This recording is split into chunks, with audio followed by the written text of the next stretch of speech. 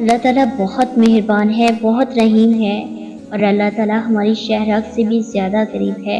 اگر ایک ماں ہم سے اتنا پیار کرتی ہے کہ ہمیں کانٹا بھی چھپ جائے تو وہ ماں کے دل پر لگتا ہے، اس کا درد ماں محسوس کرتی ہے، تو پھر ہم انسان یہ کیسے بھول جاتے ہیں کہ اللہ تعالیٰ تو 70 ماؤں سے بڑھ کر پیار کرنے والا ہے۔ وہ ہمیں کسی مشکل میں، کسی پریشانی میں کیسے دیکھ سکتا ہے۔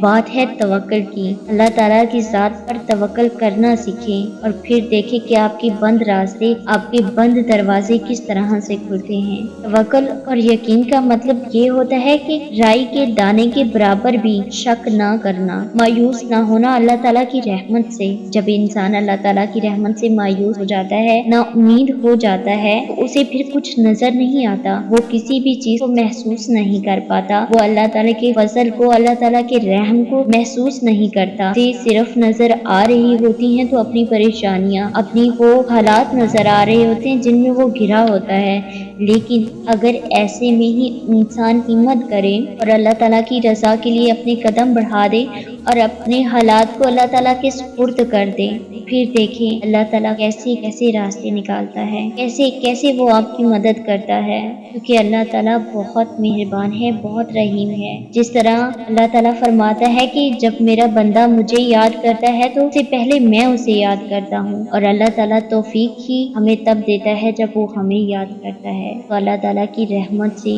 اس کی محبت سے کبھی بھی مایوس مت ہونا۔